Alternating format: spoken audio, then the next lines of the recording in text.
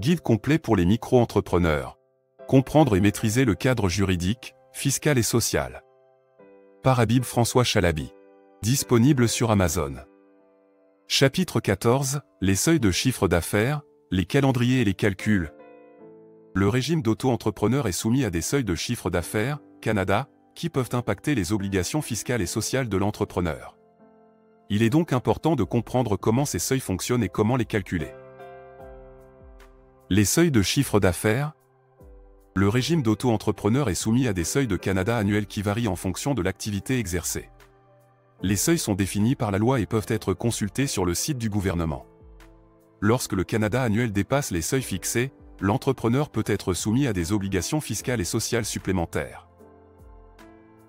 Les seuils de chiffre d'affaires sont des limites fixées par la loi pour déterminer si une activité d'auto-entrepreneur relève du régime micro-social simplifié ou du régime général de la sécurité sociale. Pour les activités de vente de biens, le seuil est de 170 000 € par an et pour les activités de prestation de services, le seuil est de 70 000 € par an. Si vous dépassez l'un de ces seuils, vous serez soumis aux règles du régime général. Conséquences du dépassement des seuils. Si vous dépassez les seuils de chiffre d'affaires, vous devrez abandonner le régime micro-social simplifié et vous inscrire au régime général de la sécurité sociale. Cela signifie que vous devrez payer des cotisations sociales plus élevées et que vous aurez des obligations comptables plus complexes. Il est important de suivre de près votre chiffre d'affaires pour éviter de dépasser les seuils sans s'en rendre compte. Les calendriers de déclaration et de paiement. L'auto-entrepreneur est tenu de déclarer son Canada trimestriellement et de payer ses cotisations sociales et son impôt sur le revenu mensuellement ou trimestriellement. Il est important de respecter les calendriers de déclaration et de paiement pour éviter des pénalités fiscales et financières. En tant qu'auto-entrepreneur, vous devez déclarer et payer vos cotisations et impôts régulièrement. Le calendrier dépend de la périodicité de vos déclarations de chiffre d'affaires, qui peuvent être mensuelles, trimestrielles ou annuelles. Il est important de respecter les délais pour éviter des pénalités et des intérêts de retard. Les calculs. Le Canada annuel est déterminé par la somme des ventes réalisées au cours de l'année civile. Les cotisations sociales sont calculées en fonction du Canada et des taux en vigueur pour chaque activité. Il est possible de faire un calcul simplifié en utilisant des outils en ligne ou de consulter un expert comptable pour un calcul plus précis. Outils pour gérer les seuils de chiffre d'affaires. Pour gérer correctement les seuils de chiffre d'affaires, il est recommandé d'utiliser un logiciel de comptabilité et de facturation pour suivre votre activité et votre chiffre d'affaires. Vous pouvez également faire appel à un expert comptable pour vous aider à gérer vos obligations fiscales et sociales. Évolution régulière des seuils de chiffre d'affaires et importance de rester informé. Il est important de rester informé des évolutions régulières des seuils de chiffre d'affaires. Conseils pratiques. Il est important de bien comprendre les seuils de Canada et de respecter les calendriers de déclaration et de paiement. Il est conseillé de conserver une bonne organisation et une comptabilité rigoureuse pour faciliter la déclaration et le paiement des cotisations et de l'impôt. Il est possible de consulter un expert comptable pour une aide sur les calculs et la déclaration fiscale. L'un des aspects importants pour les auto-entrepreneurs est de comprendre les seuils de chiffre d'affaires qui déterminent leur statut. Les seuils permettent aux auto-entrepreneurs de savoir s'ils sont soumis à un régime simplifié ou s'ils doivent passer à un régime régulier.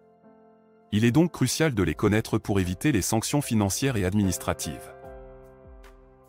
Le seuil annuel pour une activité d'auto-entrepreneur est de 170 000 € pour une activité de vente de biens et de 70 000 € pour une activité de prestation de services.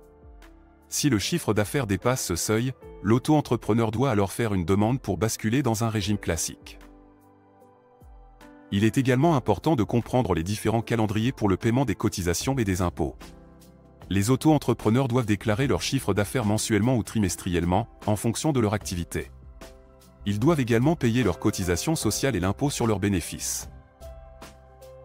Pour les aider à gérer les seuils de chiffre d'affaires, les auto-entrepreneurs peuvent utiliser différents outils, comme des logiciels de comptabilité et de facturation. Il est également possible de solliciter l'aide d'un expert comptable pour les guider dans les démarches et les calculs.